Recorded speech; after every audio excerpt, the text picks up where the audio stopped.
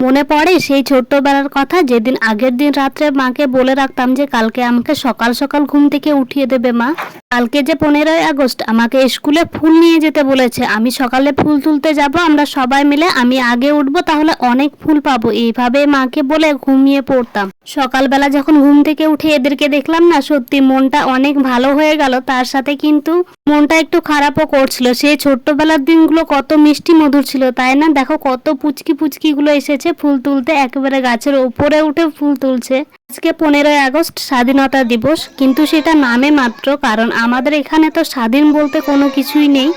ইংরেজদের হাত থেকে আমরা দেশটাকে বাঁচাতে পারলেও কিন্তু নরপশু আছে যাদের হাত থেকে আমরা নিজেদেরকে রক্ষা করতে পারি না। এখন যে আরজি করার যে ঘটনাটা চলছে আর কি, কতটা খারাপ অবস্থা মেয়েদের, কোথাও এসব নিয়ে আর আমি আলাদা করে কোনো কিছুই বলতে যাচ্ছি না। আমাদের দেশে তো মেয়েদের দাম মাত্র 10 লক্ষ টাকা, এর থেকে তো আর বেশি কিছু হতেই পারে না, তাই না? অনেক কষ্ট, তার সাথে অনেক মন খারাপ নিয়ে কিন্তু আজকের দিনটা শুরু হলেও সকাল থেকে শরীরটা আমারও বেশ ভালো না, অনেকটাই খারাপ লাগছে শরীরটা আজকে। কথায় কথায় দেখো ইন্ট্রো দেওয়া এখনো হয়ে ওঠেনি। হ্যালো আমার মিষ্টি বন্ধুরা, গুড মর্নিং সবাইকে, কেমন আছো তোমরা সবাই জানিও।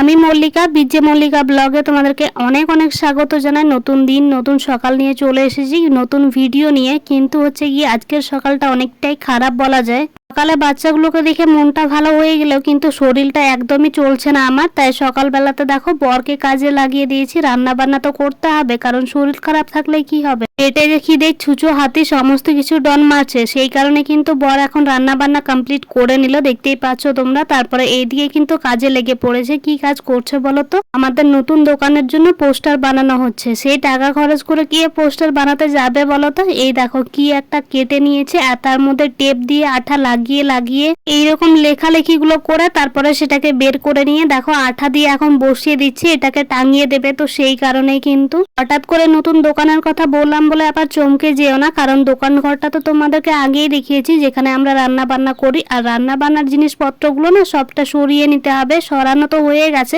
এটা যেহেতু অনেকদিন আগেকার ভিডিও, তোমাদেরকে দেখাবো এখন রান্নাঘরটা ঠিক আমরা কোন জায়গায় করেছি।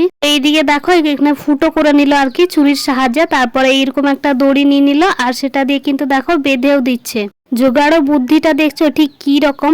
যারা পোস্টারের জন্য টাকা খরচ করতে চাও না, তারা এই ট্রিকটা অ্যাপ্লাই করতে পারো, এটা কিন্তু অনেকটা কাজেরই বলতে পারো। এইদিকে দেখো বরমশাই কিন্তু এদিকে বাঁধা কমপ্লিট হয়ে গেছে, আর এখন হচ্ছে গিয়ে এটাকে বাইরে নিয়ে যাওয়ার পালা। তো সেই কারণে এখন কিন্তু দেখো এই যে কমপ্লিট হয়ে গেছে। কি কি লেখা আছে তোমরা বুঝতে পারলে কমেন্ট করে জানাও তো, ঠিক কি কি জিনিস এখানে করা হয় লিখেছে।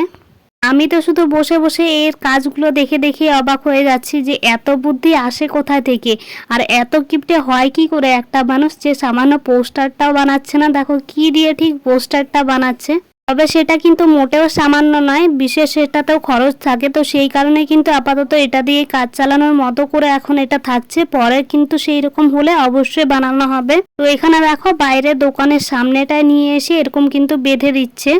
আর দেখো এখানে বাঁধাটা কমপ্লিট হয়ে গেছে। কেমন লাগছে আমাদের এই জোগাড় বুদ্ধিটা কমেন্ট করে জানাবে। রাস্তার সাইডে বাঁধার কারণ তো বুঝতেই পারছো, রাস্তায় যাতায়াত লোকেরা যাতে দেখতে পায় এবং তারা আসে তাদের দরকারি কাজের জন্য। খাওয়া দাওয়াটা কমপ্লিট করে নিয়েছিলাম। খাওয়া দাওয়া শেষে কিন্তু আমরা দুজনে কুয়োতলার দিকে বসেছিলাম। আজকে যেহেতু স্বাধীনতা দিবস, সেই কারণে কাজটাও কিন্তু আজকে বন্ধ ছিল, আর কোথাও ঘুরতে যাওয়ার প্ল্যান হয়নি আজকে। এমন দেশে বাজে অবস্থায়, সেই কারণে কিন্তু মন মেজাজ খুব একটা ভালো না থাকায়, শরীরটা খুব একটা ভালো না থাকায় কিন্তু আমরা দুজনেই কারো ইচ্ছে হয়নি তেমন ঘুরতে যাওয়া, তাই আর যাওয়া হয়ে ওঠেনি। এতদূর যখন ভিডিওটি দেখিয়ে নিয়েছো, তাহলে অবশ্যই চ্যানেলটিকে সাবস্ক্রাইব করে একটি লাইক করে দিও, আর কমেন্ট করে জানিও ভিডিওটি কেমন হয়েছে।